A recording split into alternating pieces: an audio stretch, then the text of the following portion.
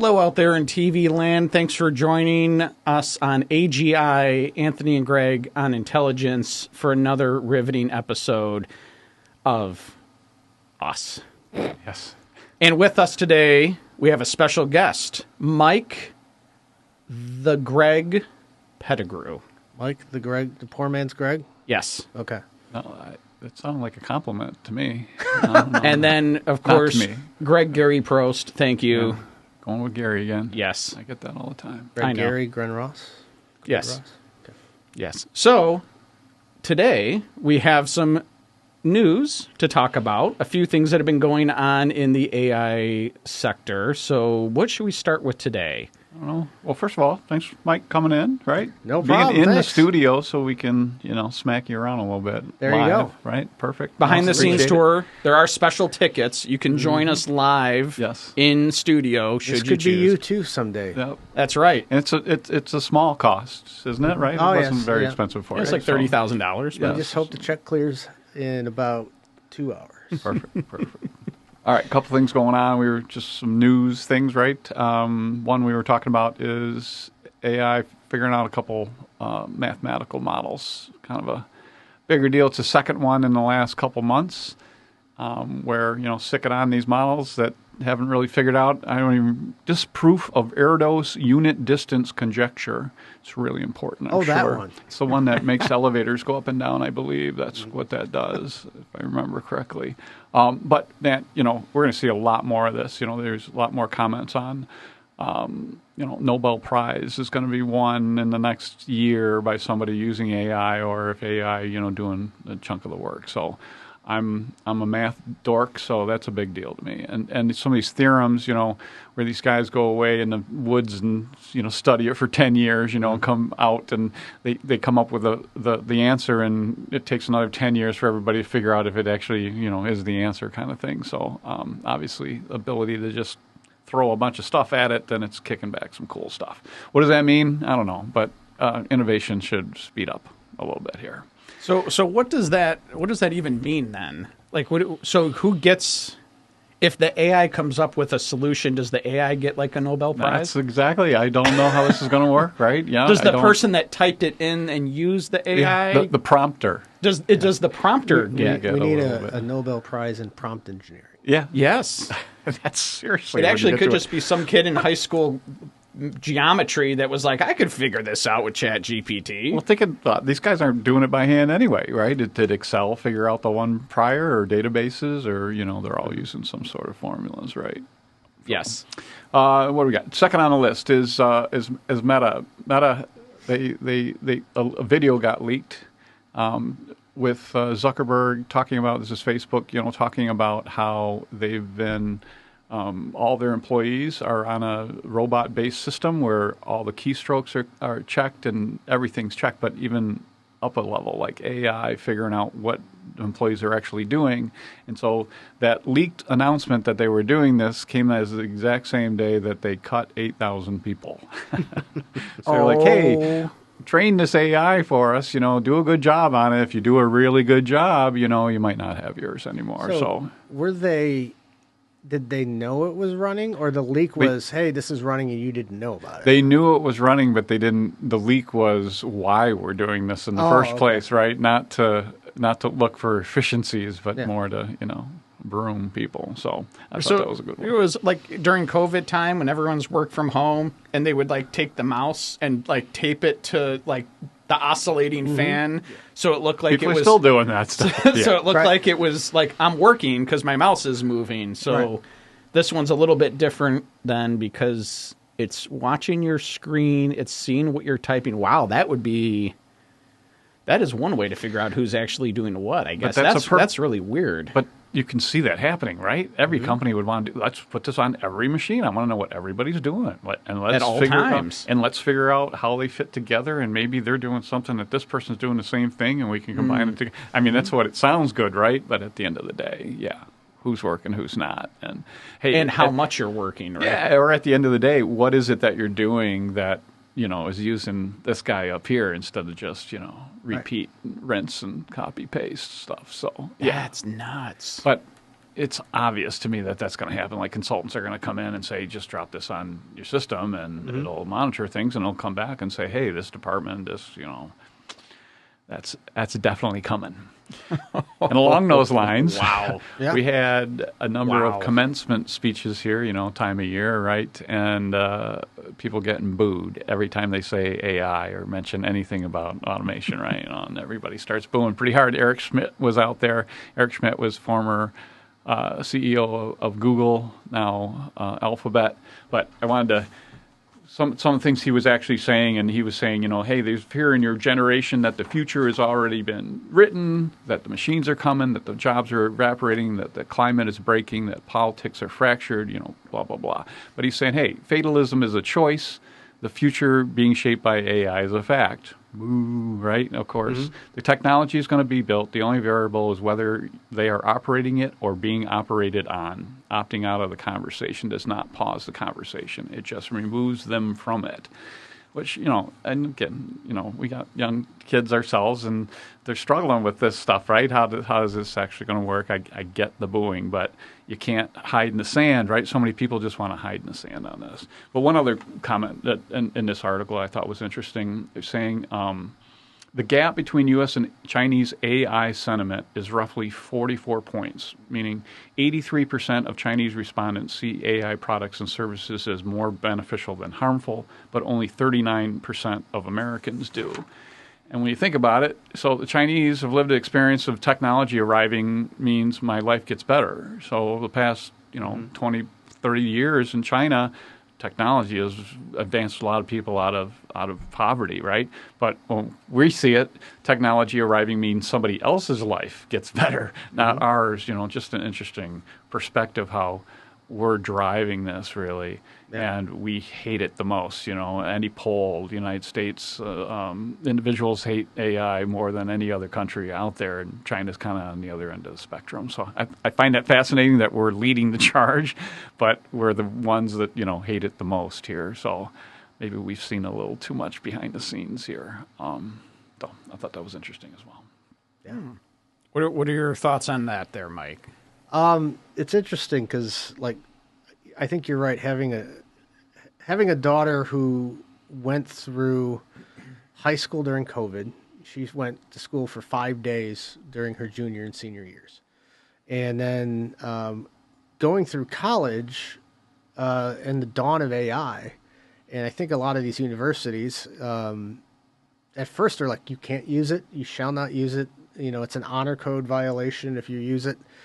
That turns into them going, well, I can't use it. It becomes an adversary at that point because then they know as it has gotten exponentially better, she's always wondering, well, can you, I'm afraid someone's going to know I used AI to fix my grammar on this or fix that or fix something else. And I'm like, well, how do you check AI? Well, you probably check it with another AI system. So you're just fighting. They're using AI to check your AI. And then it's funny because she just graduated and now she's just doing her grad job work. So now she's set aside the academics and she's just finishing out the work part of her program. And the professor she's doing this studying for now is like, yep, use Claude. Keep using Claude.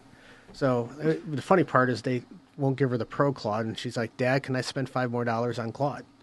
And I'm like, yes, you can spend $5 more on Claude. But yeah, you get out in the real world, and all of a sudden, hey, use AI. What are you talking about? You're not in school anymore. I don't care if you cheat. This isn't cheating. It isn't cheating at that point, right? Get the best product out here. Guess who's going to get hired? Yes. The person that knows how to use the AI tools is going to beat the person that does not know. And so you bring this up, whereas colleges are pushing you away from it and then you graduate and they're like, no, man, I want people to know how to use it. It's the perfectly imperfect timing because it was first like, okay, push it all off. By your senior year, U of M has their own, they have their own U of M GPT, right? And so they've set it up in such a way that we're good with you using this information, but maybe not this information. They build the language models out in a certain way. So it's just like, but it took all of the smart people a few years to go, all right, this isn't a problem, or this is coming. How do I deal with this and also train the next generation or educate the next group of people? And if you've been doing the same thing forever, you're a teacher or a professor, and you got your notes, and they're all yellowed from the last 20 years. Oh, economics 101. Let me get my paper. They don't want to change, right? They don't want to. I got this down, so it's a pain in the neck for everybody. And can you, like a teacher with 35 kids, and they're trying to implement AI into the program? It's everybody needs help here, right? How do you get it over the hump? And I haven't seen anyone successfully do that yet. Every single time in Michigan, anything to do with the state budget is an automatic, you hate the schools, they don't have enough money, they don't have anything. Of all of the systems, and I get they have their grounded hundreds of years of tradition unimpeded by progress, but you have these institutions that, of the ones that could benefit just freeing up administrative costs and burdens, right? Yes. And talk about having a tutor for every student, right? The teacher can focus on just the teaching, and then the AI can get implemented post to help them with how to get through those homework problems, help reinforce the learning. Billy missed that subject. You're going on fractions. We're going to take Billy off to the side here and work, spatially or whatever. No doubt about it. And ultimately, you can see that it will be embraced by the teachers because, right, like you said, it just gives you more time to be a teacher. Yeah. And like the Khan Academy, how everything's opposite, right? Like you go to school during your homework time and you learn while you're at home.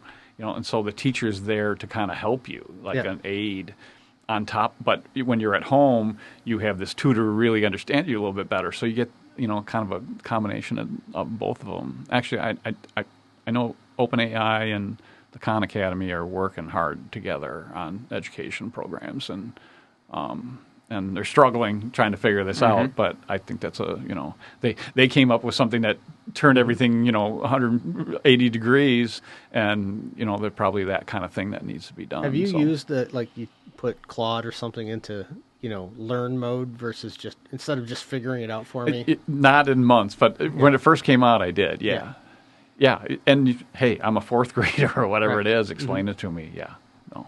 I think that's one of the heralded things about AI is the teaching part that teaches at your level, or even more so, it will get to a point where it teaches the way you want to be taught. Like you're better at learning things this way than this way, and it can be something all the way to a game to let me show it to you in different story problem versus just looking at data. So education's I think that's a big thing that'll probably change people's minds when they start to see it helping their child, and not being just one of 35 students, so. And I think that'll be driven to, for the parents out there.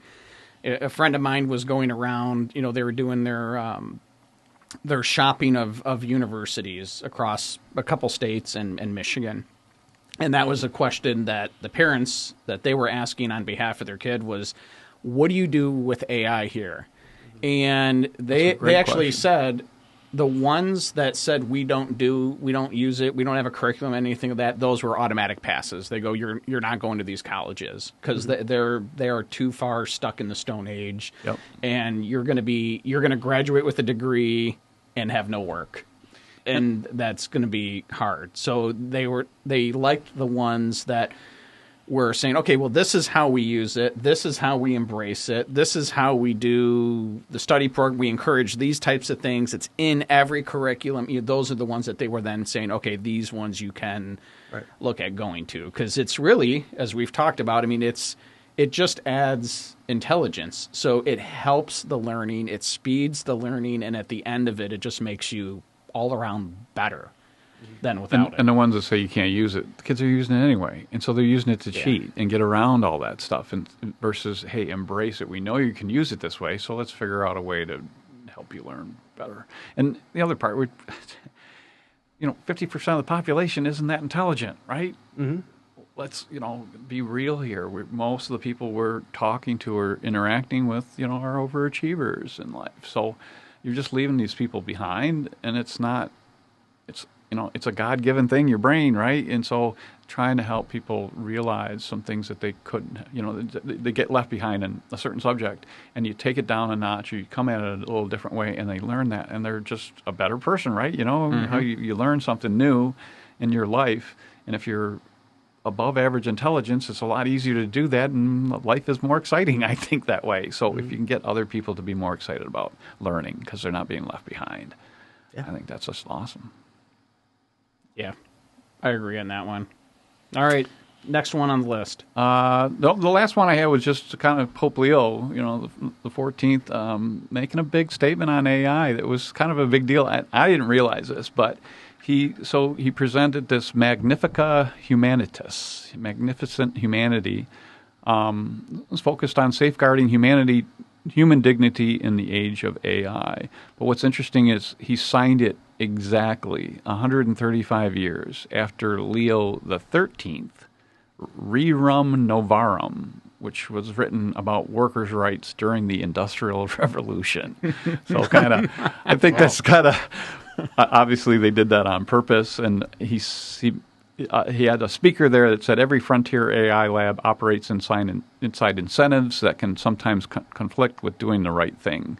This is why it is enormously important to be here outside these incentives, inform critics who will tell the labs what they need to hear. He's talking about the Vatican, and this person happened to be from Anthropic, is who they invited. He's kind of like I didn't know the guy's name, Christopher Olah, Anthropic co-founder, the Vatican invited. So Anthropic is known for trying to do the right thing in here. In fact, the government administration here is going after them because they didn't want their AI used to autonomously kill anybody, and they're taking some heat from it. So just an interesting whole angle that we really don't talk about, that there's a lot of people out there trying to figure out how we're going to make sure that this is done correctly, while it's just haphazardly done by these companies, right, left and right. So I think that's just an interesting, that there's people talking about this a little bit more, and I think it needs to be talked about. So it's like anything else, right? You want to have good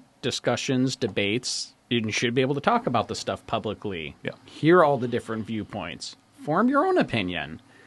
Don't listen to one side or another. Listen to all of the sides. Exactly. Right? And it makes it easier and harder than ever now between the misinformation. I was just going to say, you've had a couple now of these generation-changing type technologies. Mm-hmm. One, social media, and now AI, that it's like, if you don't get if you don't learn how to manage it, like, all of us are trying to figure out social media at the same time, right? A Generation Xer trying to figure it out, and then teach my daughter, right, how to do that.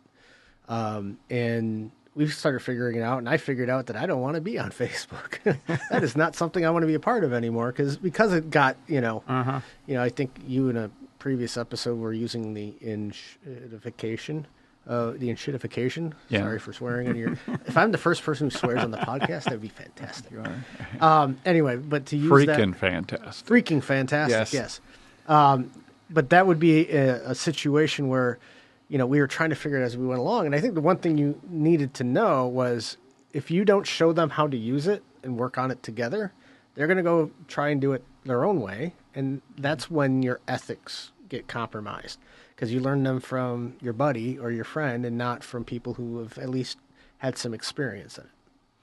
And that came up last episode you were there at Basic, and came up, about the moral in AI. Actually, you weren't there, but I think you had left by then. But, the moral on, it's like, man, if you're using it for that, it's your problem. You're so worried about what it's going to tell you, like it's going to tell you to do something incorrectly. Come on, man. That's on you, first of all. And secondly, using it to kind of help with that aspect of, hey, I have a tough decision here. I'm trying to do the right thing. Help me think this through.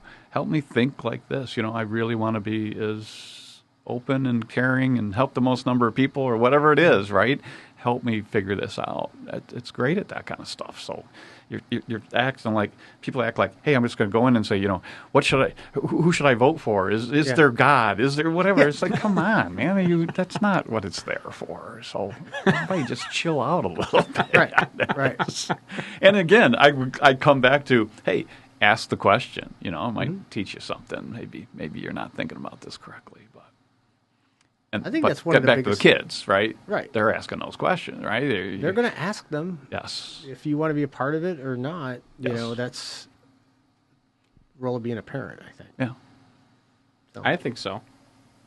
It is very important. And because we have to help navigate, help steer, and help educate, and teach them that, like ChatGPT and the other ones, they just reinforce everything. So even in the models, like, yes, it always agrees with you. And that's what social media does too. That's why you see things you like all the time and not things you don't like all the time. Right. It's an amplifier. I always say, there's social a good media one. it's an amplifier.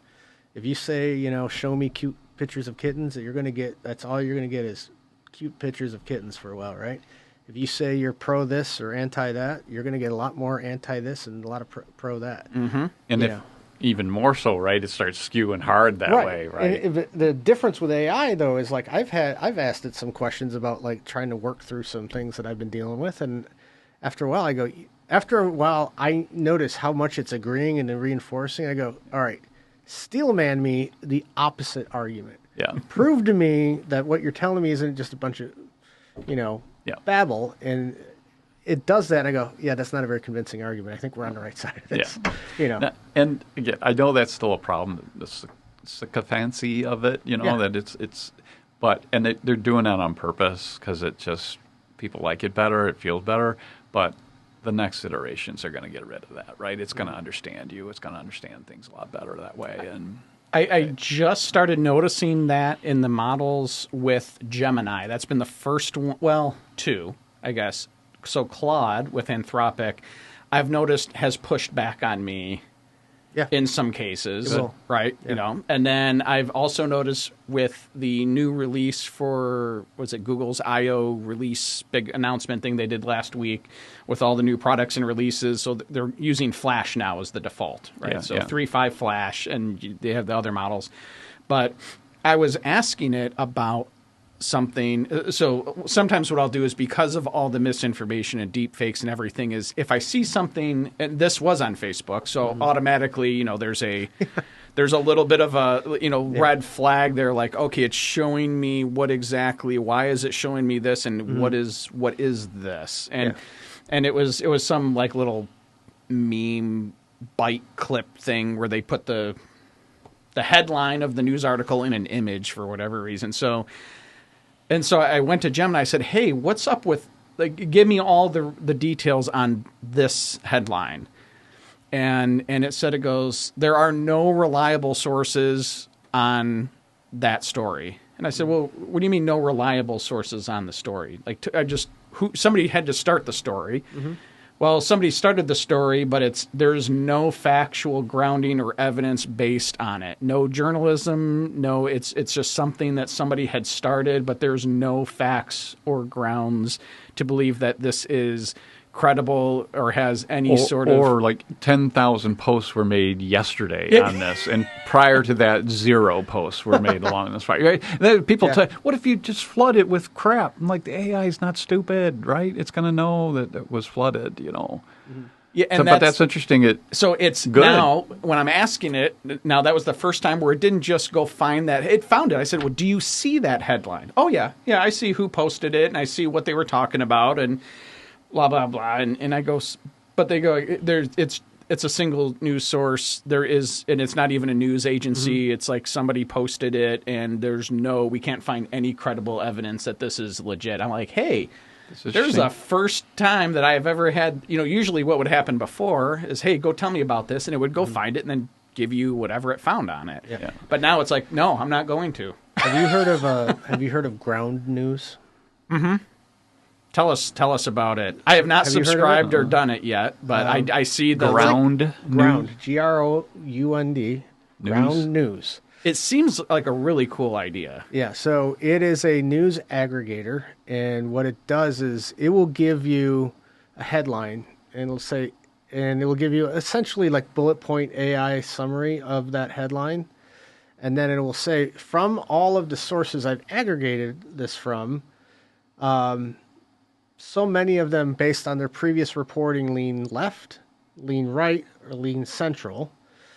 Based on their previous reporting, it's mixed factuality, high factuality, low factuality. And then you could even, I haven't gotten this deep into it, but you could click in and go, all right, so who is the Independent owned by?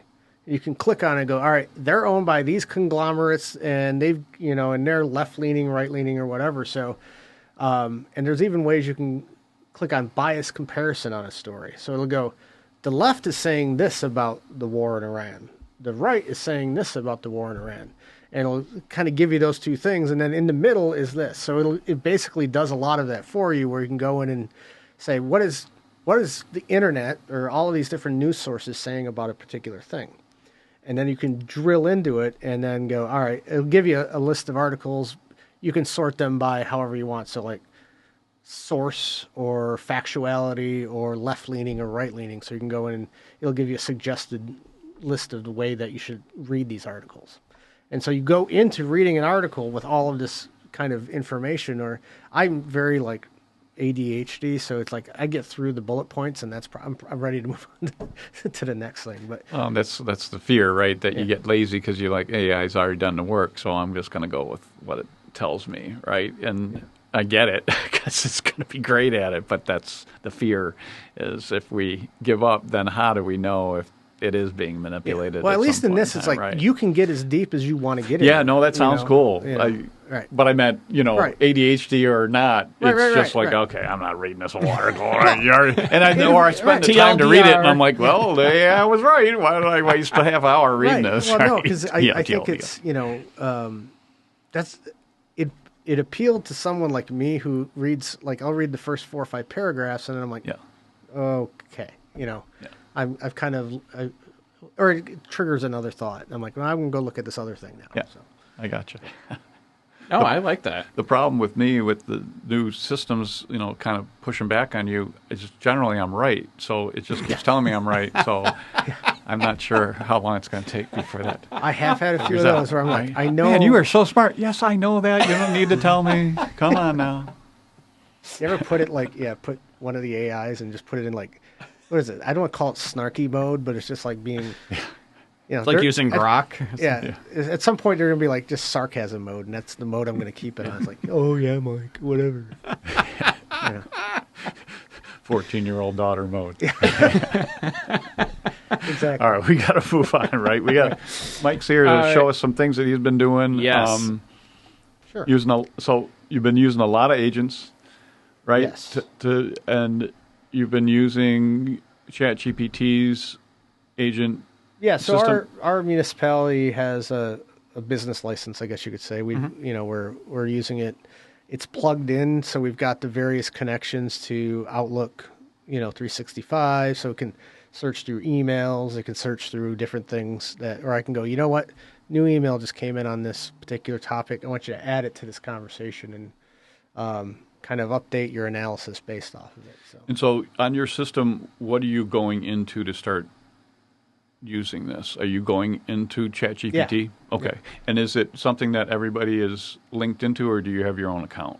So everyone's got their own account on the city's license, I guess is what you could say, and it's still the $20 a month. It's the equivalent of $20. Okay. Yeah, it's the equivalent of that, and so everyone kind of plugs into that. But then if I build something, and now I'm getting to that point where I'm getting comfortable enough sharing some of this stuff, and I've gotten it to where I'm like, all right, this one I can feel pretty comfortable letting other people kind of. It needs someone else to play around with it now to tell me if this is valuable or not. And how do you get that to them? How do I get that to them? So I've done it a couple different ways, and this is where I'm kind of still playing around based on Anthony doing the resource manual GPT. Mm-hmm. I built one that's the accessibility compliance tool, because they put the entire municipality through 2 1-hour trainings where you got to learn everything about how the law is changing. And the one thing you realize is that the ADA changed, and it says that basically anything you put on the web has to be accessible to people using the different types of readers and audio tools or whatever else you might need to be able to use. And I'm sitting there watching this whole thing, and I go, that's an AI tool. I bet you I could build that, right? And so I created one, and the first way I thought of doing it was building a custom GPT. And one of the things I did was I had the system take notes from the training, and then I did a deep research session with ChatGPT, and I'm going, here's what I went through. Go out there and look at it, and tell me what else I need to know to build something. And at first, I just had to do. I said, generate a memo. So I'm going to give you a document, generate a memo, and tell me what I need to change about it. And it would do that. It would come back, and I would run it through, like, Adobe's got an accessibility checker, and Word has an accessibility checker. And it kind of lined up. And I go, well, why am I then going and fixing this stuff? Why don't I just give it a document and say, give me the memo, but then fix it? And so the funny part was I kept trying to find a document, like anything that's done modernly, like you've built a document recently, unless you're doing something really fancy, it's going to work out okay. OCR, if you scan a piece of paper in, that's the worst possible thing you can just slap up online because somebody with a reader, they're not going to be able to read it. They're just going to say, this is a scanned image of something, and there's no tags in there to say what it's about. So I then reverse engineered my tool, and I said, well, create a document that has all these problems with it. So I started a different chat, and I go, Claude, make me a document that can't be used by an accessibility reader. It has all these problems with it. And it generates a Word document. Then I dump it into my... first I run it through Word, and I go, all right, this has 17 problems. Okay. Dump it into my ChatGPT. I go, here's the document. I need you to fix it. Run it back. It comes out the other end, and it's like, it has 2 problems now. So we fixed 15 of them. Mm-hmm. 2 of them are like relatively simple things that I'm like, well, that's where I need to go iterative, right? And go back and go, all right, it still has these 2 problems. You need to write the model better. How do I improve the model so you catch these last 2 things? And so that was one of the first ones I did. I've built a lot of skills now, because skills is something that... So first of all, how long ago did you build that? That first one? About 3 weeks ago. Okay, that soon. I didn't know if it was on the current models. Yeah, it's on the current models. I want to say it was around basic. So, like, when I came back from basic after seeing a lot of what you were talking about, first off, at that point, I was using Claude exclusively. Yeah. And I kept running out of data. And I'm like, I really need to try to do this on chat. And when I went back over to chat, skills, I don't know when they introduced building skills, like you can build in Claude. Yeah. But they introduced that at some point. I'm like, oh, well, you can literally tell Claude, export that skill, dump it into a file, and then you just upload it into chat, and it does the exact same thing. Yeah. So the transportability between these different systems is becoming much easier. Talk about skills a little bit more. What skills have you built out? Because the skills is an interesting one because they're building their own skills now, right? Like there's a finance skill piece, added on, but so, I would think that that's not going to be as good as a skill you're kind of building yourself. Hit up my screen. Oh, and one other thing I think we got, for those of you who don't know, Mike is the treasurer for the City of Ann Arbor here in Michigan. Mm-hmm. And I do want to just set up real quick for the listeners that may not know. So skills is something that came out this year, and it's been starting to get instituted amongst all the agentic models. Mm-hmm. And basically what it is you can have... so there's things like projects and custom GPTs and gems if you're in Google. So there's all these different kinds of things, okay, these different tools inside of every single one of these AI tools that you use. Mm-hmm. So if you have some of these projects, those are, let's say for a company, those are like the brochure for the company, right? So you can look at it. It doesn't necessarily tell you any one thing, but it has everything about it, right? It has... the name of the company, where it is, the website, who works there, what does it do, how does it function, what are its core businesses, all that stuff, the brochure. And then skills are kind of like the step-by-step. So like you have an employee, there's a procedure and a guideline and a step by step of what is it you're doing. You are answering the phone. This is, when the phone rings, you pick up the phone, you say the company name, you say your name, you greet them politely, you help them with their issues, and that's kind of the skills. So it's a lot more focused in what it does. Yeah. And it but can it's get not really detailed too. Oh if yeah, you and want so to. you need lots of skills because like a GPT, it's kind of like you can throw everything at it and then kind of see what sticks. Whereas the skills, you really build them out individually for what you're doing, each specific thing. And then you get repeatability with it. Because once you figure the skill out, and then all of a sudden you can get, like, every time, it will do it every single time the same way each time. Given the same inputs, it'll do the same thing over and over again. All right, we're switching up here. Yeah, so Fancy. One of the things that, I feel like this has been my evolution is, I started doing everything in just straight on conversations and chats, right? And then I'm like, I repeat something. So I went to the end of that chat and I'm like, all right, do it again with another set of inputs. And the longer you do that, you run into the token thing, the memory thing, where the memory kind of gets confused after a while because you've given it so many different pieces. And that's where skills kind of comes in. It's like, all right, we're going to do it once clean. And then once I get it once clean, the last thing you tell a conversation is, turn this into a skill. So that's how I started with each one of these. So, like, I love it. Yeah, it's great. Yeah, and so the next step after this, I'll touch on this a little bit, is these agents over here that I've created. But so Ann Arbor DDA TIF, Downtown Development Authority captures. Everyone's favorite thing. I know everyone on the internet now. Your hits just went up tenfold because of that. They went up tenfold right when you were announced, by the way.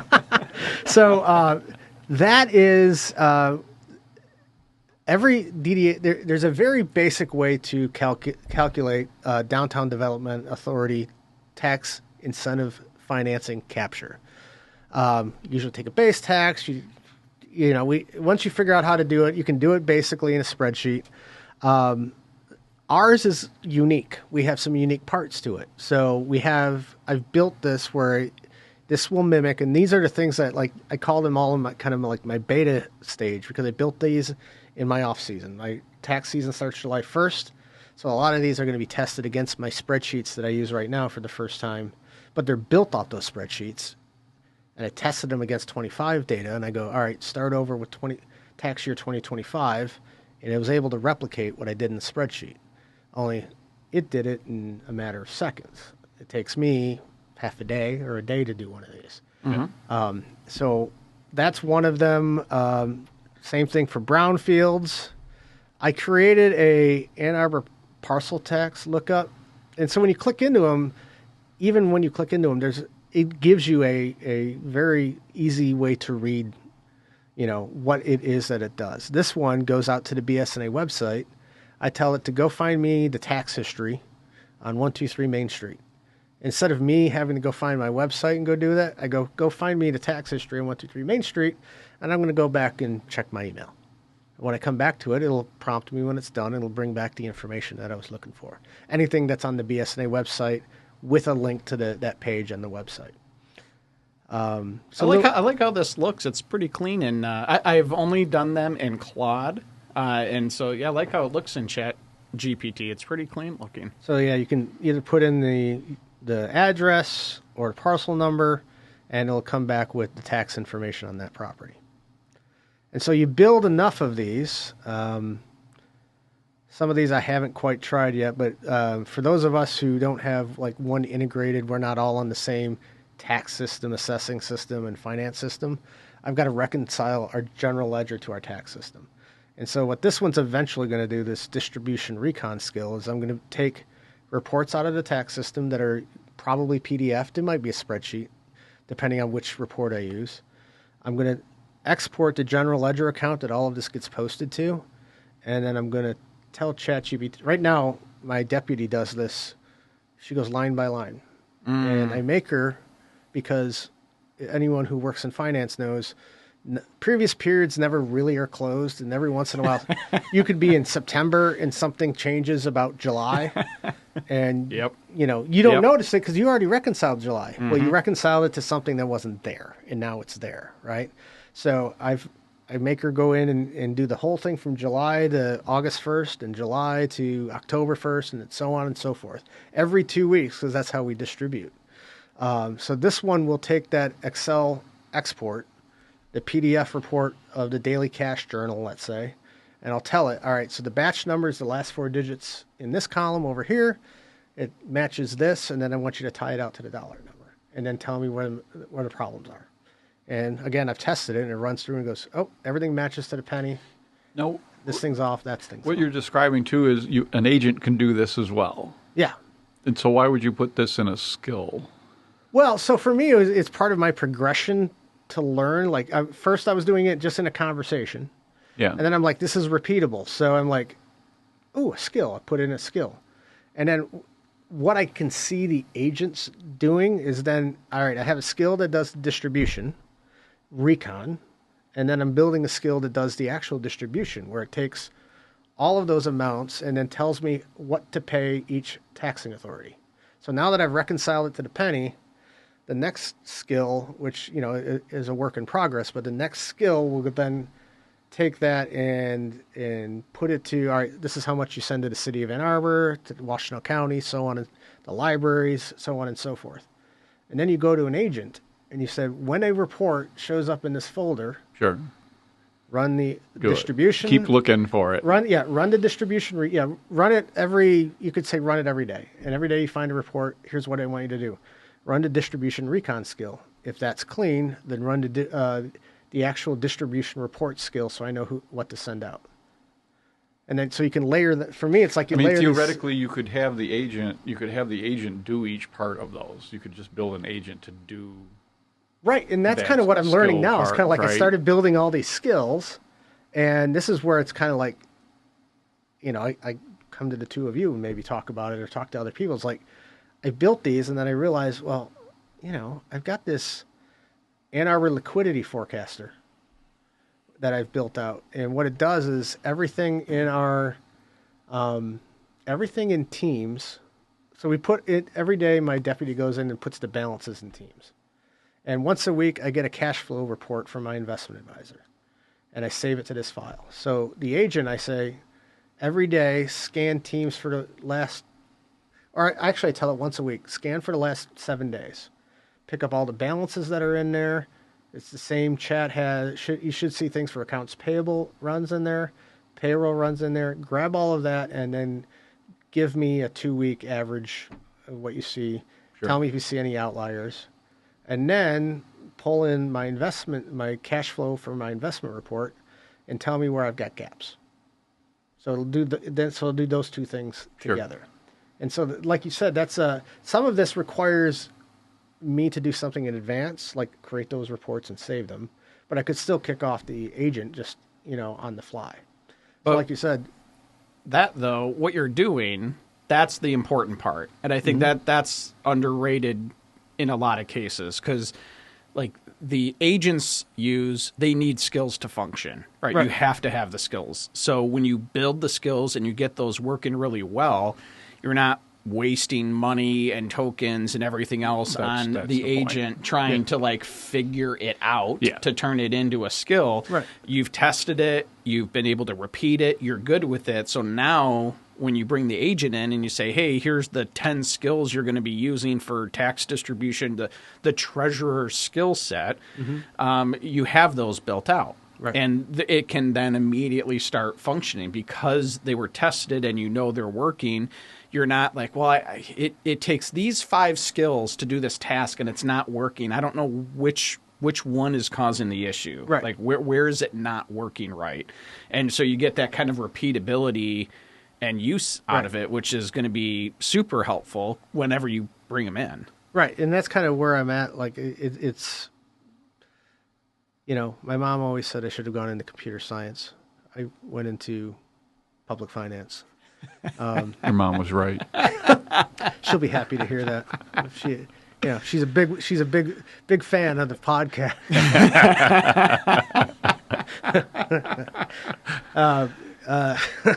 We're going to hit syndication soon. Just you wait. Yeah, she's going to tell 2 friends. Yeah, so it's kind of like, when you when you program something, right? You program a part of it, and you go, does it do this part? Because whenever I get in trouble, it's like starting at the end.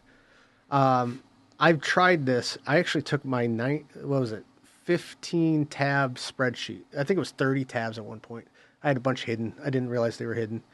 And so one day I was bored, and I just go, I think it was Claude. I was big in Claude at the time. I go, here's my taxes master spreadsheet, Claude. Build me a better version of it. And that's all I said. It built something that I'm like, I don't know what it's. I think it might have worked, but it was just like, it built it the way it thought it should work. And it was like, so I'm like, all right, well, let's just do this tab. All right. I mean, that is the ultimate goal, right? Is the whole agent program and getting agents to do things for you. You can tell it, hey, here's the end result I'm looking for. Right. Go figure it out. And it grabs 6 different agents, and one's doing this, and one's doing that, and one's doing that, and one's doing that, right? But which is great. It's not perfect yet, but it's getting there. And you can see that what you're describing, it's going to be able to do that, right? And then, hey, go find problems. But in the meantime, they use up a lot of tokens, like Anthony was saying. So having them built already, right, and going in and grabbing them that way, it just makes sense, right? It's a speed thing. Like, and errors, right? It does it the same way every single time. I'm just trying to go back to the why we're... Well, no, and I think the other part of that is because I think that's the way we have to walk other people into this. Yes. I've got one of the smartest deputies anywhere, but she doesn't use AI. I just made her get a ChatGPT account, and I'm going, we're going to start doing this piece by piece. I'm going to build a skill. I'm going to share it with you, and you're going to run it. You're going to still do it the old way, the manual way, until you're comfortable with it. So she sees, oh, wow, I can do this now. And then, what kind of job do you have where you have time to do all this anyway, man? Don't you? It's the off season right now. July 1st, man. All good. Yeah.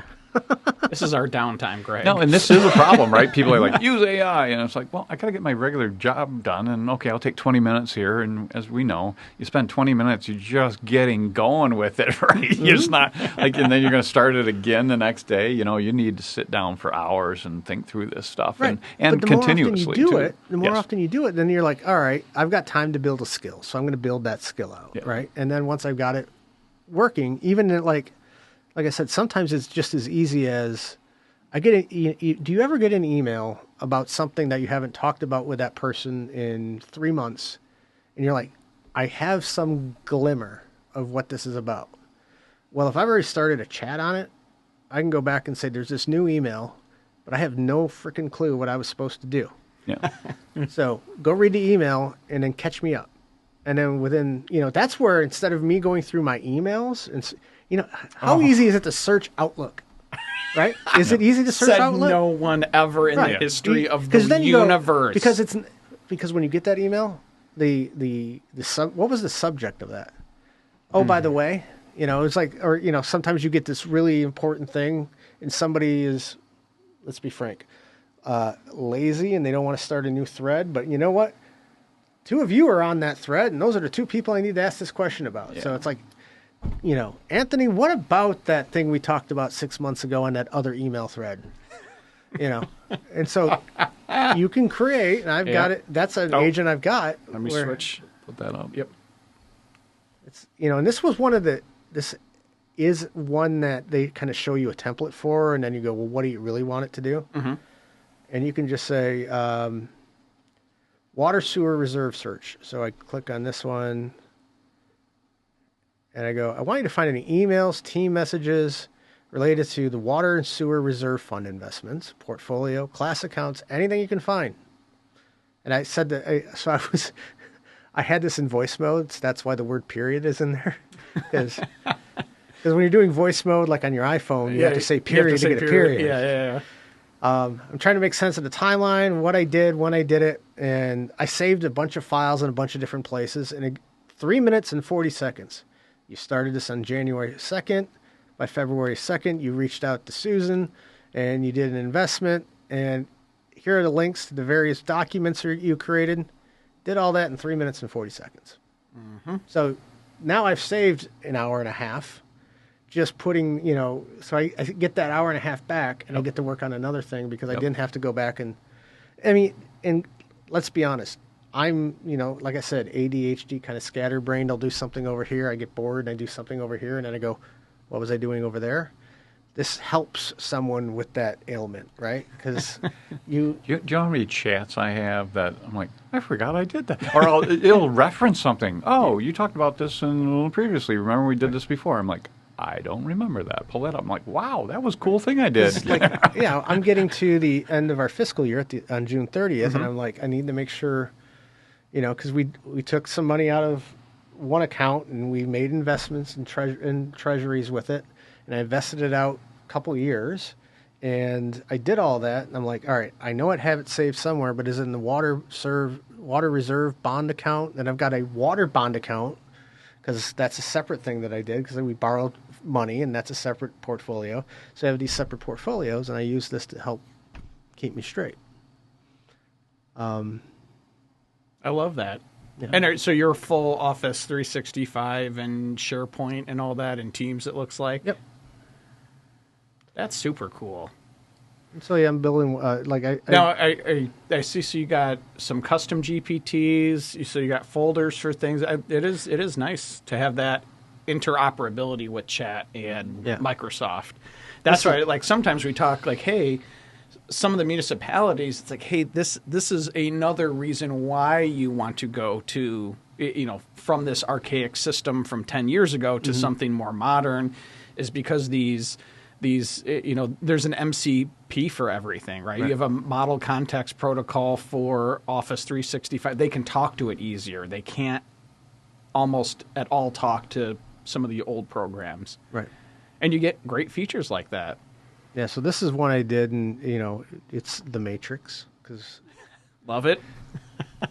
It sounds cool, and then we find out you're talking about contractor insurance requirements, and that makes it less cool. Slightly less cool. But not by much. And basically, we have a matrix, a spreadsheet of, depending on the type of work you're doing for the city, what type of insurance should we require of the vendor? So, okay. And, some of the questions that I've asked it before, do skip hoist licenses need equipment coverage? What is a skip hoist? Well, that's part of the nice thing is it tells you what exactly you're talking about. I'm not in that department, so I don't even know what that is. So when you're building high rises, and you put cranes, we don't have the any. skyscraper cranes, Yeah. and they go out over the street, and because they have to pick stuff up off of the semi trucks and then drop it down. What if it drops whatever it's the HVAC system for the new hotel in town? It's 10 stories up, right? It's got to put it up on the roof, and it drops it. Oh. And it goes right through Main Street and right through the sewer system and ruins, creates a giant sinkhole. Mm-hmm.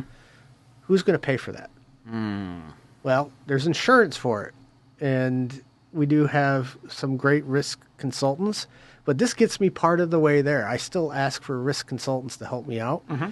But I can at least now know what a skip hoist license might be, or what what is crane or hoist coverage. It's not something we had considered before.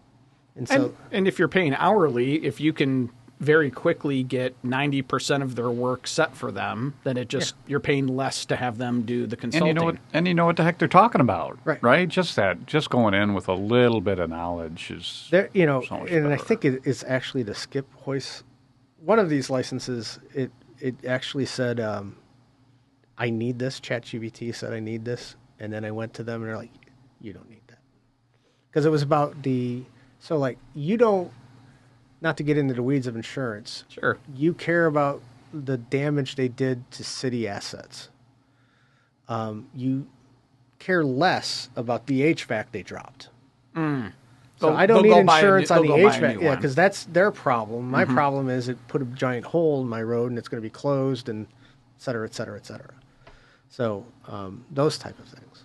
Yeah, they may say, "Who cares? You don't need it." And like, no, it's telling you, for these reasons. Is that what you're saying? I mean, Well, they said, "Hey, you don't need it because who I cares? don't What need do you to care about the HVAC?" Right, but you care about the road. from the perspective of the risk manager for the city, Yeah, I don't care if you have insurance on the HVAC system. that's what I mean. Right. Yeah. So it's like I'm not going to require you to have it because that's your problem, not mine. Yeah. Mm-hmm. If you want to play it risky and only get $1 million when you're putting in a $10 million HVAC unit, that's up to you. And I don't know how much HVAC units cost. They may not be $10 million. Well, insert any other part of doesn't matter. The building they're putting up anyways. Yeah.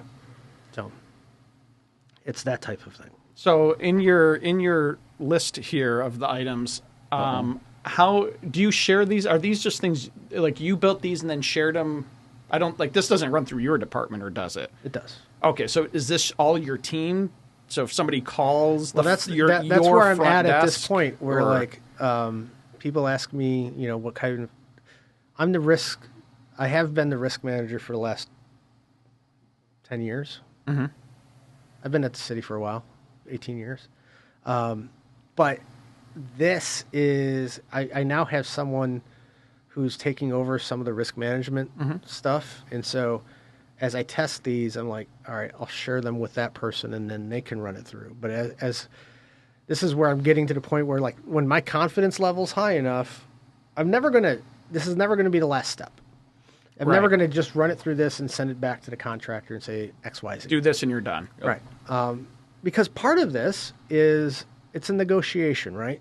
If I ask a vendor to have $10 million in cyber liability insurance, and they only have 5, but it's the only game in town, and they work with BSNA, or they work with this, or they work with that, there's a lot of other decisions that I don't expect ChatGPT to be able to answer about that. Mm-hmm. It's an evaluation of risk.